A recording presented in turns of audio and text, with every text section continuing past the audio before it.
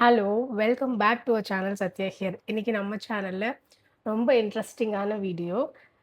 இது வந்து ரிப்பீட்டடா இந்த கமெண்ட் வந்து வந்துட்டே இருந்தது. நான் என்னோட கோல்ட் கலெக்ஷன் வீடியோஸ்லாம் ஷேர் பண்ணும்போது, ரீசென்ட்டா கோல்ட் ரிலேட்டட் வீடியோ ஷேர் பண்ணும்போது கூட கேட்டிருந்தீங்க. உங்களோட ஜர்னி ஆஃப் சேவிங் கோல்ட் வந்து ஷேர் பண்ணுங்க. புதுசா சேவ் பண்றவங்களுக்கு வந்து ஹெல்ப்ஃபுல்லா இருக்கும்னு சொல்லியிருந்தீங்க. பட் நான் இந்த இன்ஃபர்மேஷன் வந்து பிட்ஸ் அண்ட் பீஸஸா நெறைய வீடியோஸ்ல அங்கங்க வந்து ஸ்ப்ளிட் பண்ணி ஷேர் பண்ணது உண்டு.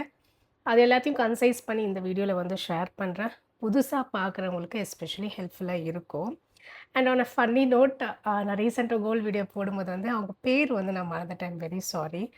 ஆம் ஒரு கமெண்ட் வந்து போட்டிருந்தேன். "அக்கா நீங்க கோல்ட் வீடியோ போட்டா தம்ப்நெயில் பார்த்தாவே நான் எங்க இருந்தாலும் ஓடி வந்து பார்ப்பேன்க்கா" அப்படின்னு. ஸோ நம்மளோட சப்ஸ்கிரைபர்ஸ்க்கு வந்து கோல்ட் ரிலேட்டட் கன்டென்ட் நான் ஷேர் பண்ணும்போது ரொம்ப இன்ட்ரஸ்டடா பார்ப்பீங்க. ஸோ அவங்களுக்காக தான் இந்த வீடியோ.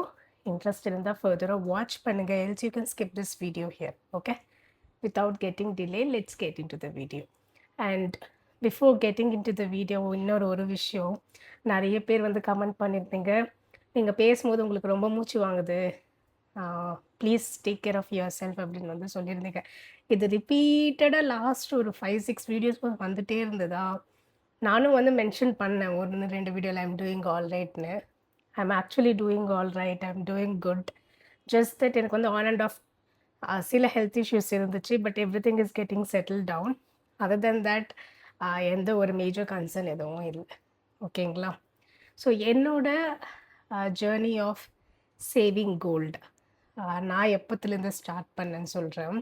2019லிருந்து நான் கரியர் ஸ்டார்ட் பண்ணது வந்து 2016. பட் நான் நிறைய வீடியோஸில் சொல்லியிருக்கிறேன். இனிஷியல் இயர்ஸ் வந்து கம்ப்ளீட்டாக அந்த லோன்ஸ் அதுக்கு இதுக்குன்னே வந்து கரெக்டாக இருந்ததுன்னு. என்னோட சேவிங்ஸ் ஆக்சுவல் கோல் சேவிங்ஸ் ஸ்டார்ட் ஆனது வந்து மேஜர்லி ஃப்ரம் 2019ன்னு சொல்லலாம். பட் நான் ஏன் கோல்டில் வந்து அப்போ இன்வெஸ்ட் பண்ணணும்னு நினச்சேன், அதுக்கும் ஒரு ரீசன் இருக்குது. நான் முதல்ல வந்து 2019ல் கோல்ட் சேவ் பண்ணணும்னு நினைக்கும்போது, எனக்கு அப்போ நான் கரியர் ஸ்டார்ட் பண்ணப்போ அந்த இனிஷியல் 2 இயர்ஸ் ஆல்மோஸ்ட் ஒரு 2 இயர்ஸ் முடிஞ்சிச்சு. எனக்கு வந்து இந்த ஹையர் ஸ்டடீஸ் பண்ணணும்னு வந்து ரொம்ப ஆசையா இருந்தது.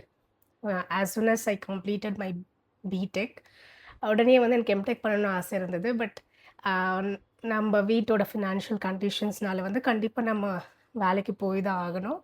அதனால வந்து நம்ம டிஸ்டன்ஸ் கோர்ஸ் ஏதாச்சும் பண்ணலாம் அப்படின்னு வந்து நெறைய பார்த்து வச்சிருந்தேன்.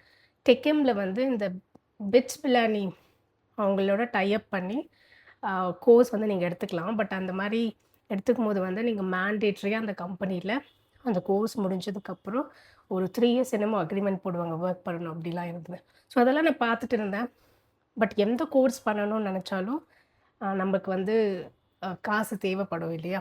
I was already working. So நான் நெனச்சது என்னன்னா வந்து நான் வந்து ஒரு கோல்ட் சிட் வந்து போட்டிருந்தேன். ஒரு ₹5000 கோல்ட் சிட். அப்போ கிராம் வந்து 2500 என்னமோ இருந்தது. அந்த அ 12 மந்த்ஸ்க்கு வந்து அரவுண்ட் 60,000 என்னமோ இருந்தது. ஆல்மோஸ்ட் ஒரு 2 1/2 சவரன் கிட்ட வாங்குன மாரி எனக்கு ஞாபகம். அத வாங்கும்போது கூட என் மைண்ட்ல இருந்தது வந்து, ஓகே இந்த கோல்ட் நான் இப்போ வாங்குனேன்னா, நாளைக்கு நான் வந்து ஹையர் ஸ்டடீஸ் பண்ணணும். ஏதாச்சும் ஒரு கோர்ஸ் பண்ணணுன்றபோது, இத பிளெட்ஜ் பண்ணி அந்த ஃபீஸ் வந்து நம்மளே பே பண்ணிக்கலாம். அந்த டிஸ்டன்ஸ் எஜுகேஷனுக்கான ஃபீஸ் வந்து நம்ம பே பண்ணிக்கலாம். அப்டின்ற ஒரு மைண்ட் செட்ல தான் நான் வந்து இந்த முதல்ல அந்த கோல்ட் ஷீட் வந்து போட்டது. ஆம். பட் ஆஸ் ஐ கன்டினியூட் வொர்க்கிங், அதுக்கப்புறம் வந்து நான் ஒரு ஷிஃப்ட் பண்ணேன். ஒரு கம்பெனி ஷிஃப்ட் பண்ணதுக்கப்புறம், நான் அந்த கம்பெனில ஜாயின் பண்ணதுக்கப்புறம் அங்கிருந்த ஹைரார்கி, அங்கிருந்த ப்ரமோஷனல் ஸ்ட்ரக்சர்ஸ் இதெல்லாம் பார்க்கும்போது வந்து, எனக்கு ஒரு விஷயம் ரொம்ப ஆ தோணுச்சு. ரொம்ப ஸ்ட்ராங்கா தோணுனது வந்து, ஈவன் அங்கேயும் வந்து இந்த ஹையர் எஜுகேஷன் பண்ணவங்க எல்லாரும் வந்து ஆ வொர்க் பண்ணிட்டு இருந்தாங்க. எனக்கு கலீக்ஸ்லாம்.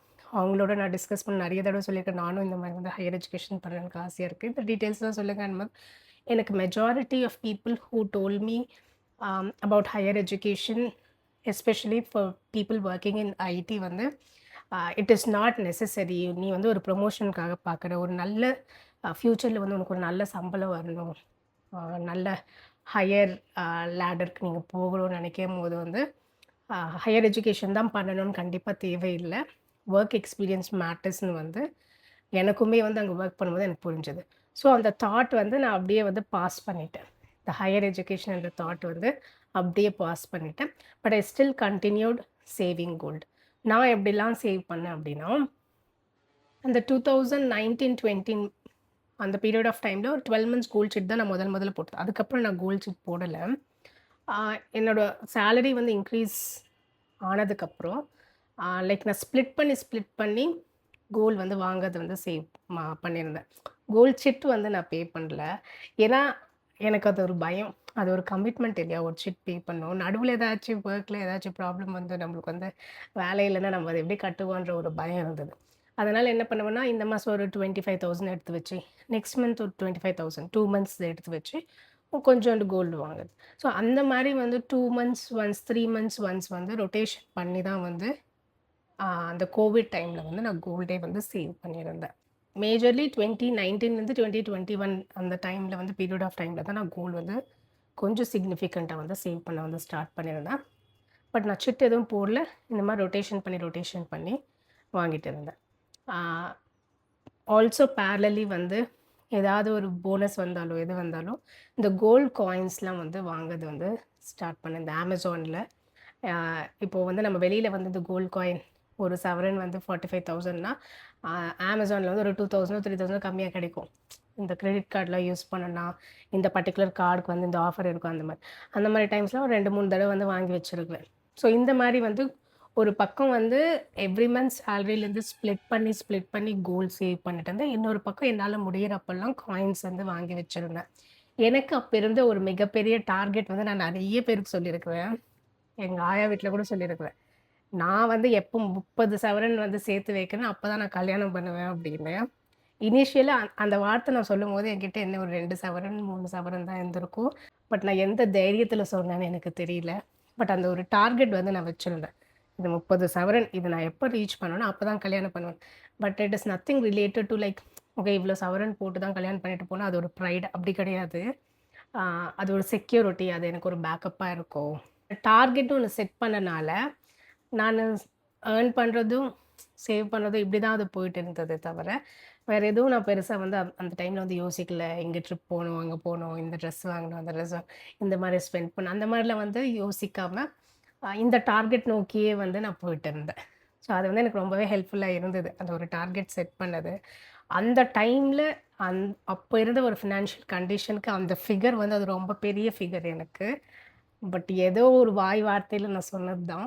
என்னதான் வந்து நான் வந்து ஓகே நான் 30 சவரன் சேர்த்து வச்சிடணும் கல்யாணத்துக்குன்னு என் மைண்டில் இருந்தாலும் நமக்கு ஒரு சப்கான்ஷியஸ் தாட் ஒன்று இருக்கும் இல்லையா? ஒரு டீப்பர் தாட்.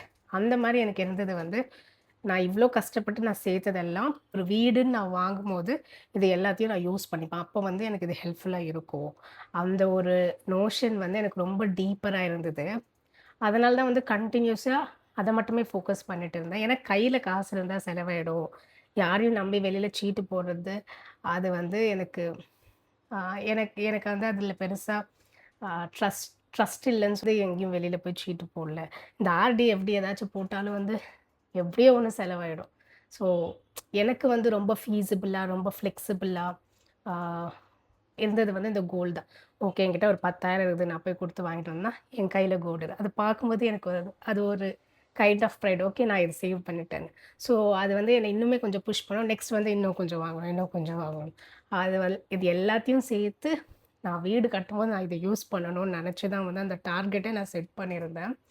நான் பண்ண ஒரு நல்ல விஷயம் நான் இன்னைக்கு யோசிச்சு பார்க்கும்போது வந்து even after wedding I continued investing in gold. கல்யாணம் ஆனதுக்கப்புறம் இனிஷியல் 3-4 இயர்ஸ் வரைக்குமே வந்து நான் கோல்டில் வந்து கண்டினியூஸாக வந்து இன்வெஸ்ட் பண்ணிட்டு தான் இருந்தேன். அதை வந்து fortunately I didn't stop again for the same reason. நம்ம வந்து ஒரு ப்ராப்பர்ட்டி வாங்கும்போது ஒரு வீடு கட்டும்போது வந்து இது நம்மளுக்கு ஹெல்ப்ஃபுல்லாக இருக்கும். அதுவும் இல்லாமல் this is the most easiest method for me to invest.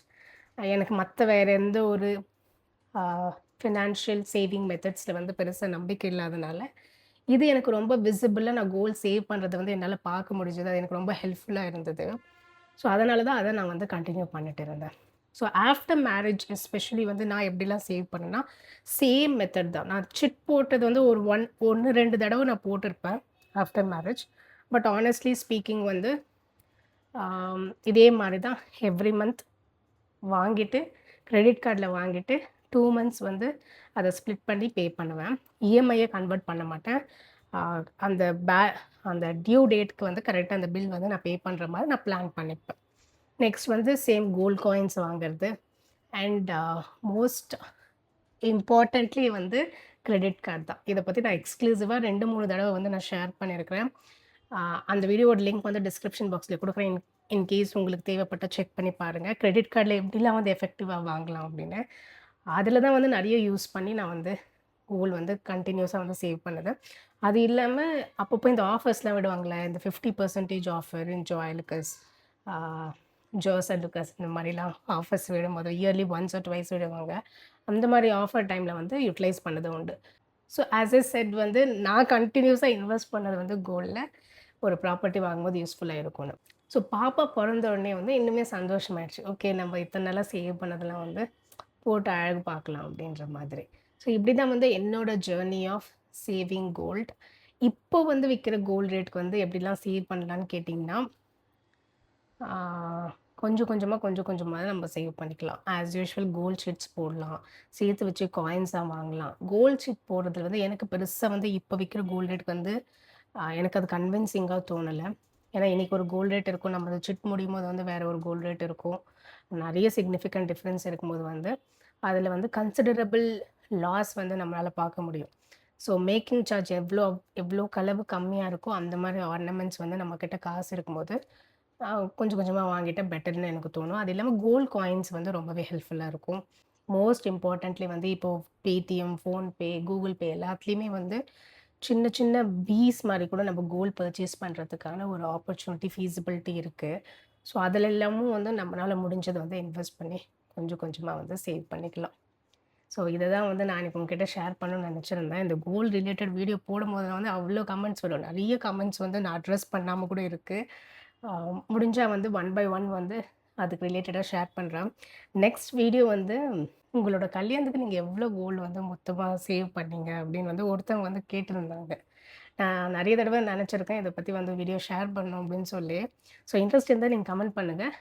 Next வீடியோவில் வந்து நான் அதை ஷேர் பண்ணுறேன். Thank you. Meet you in the next video. Bye-bye.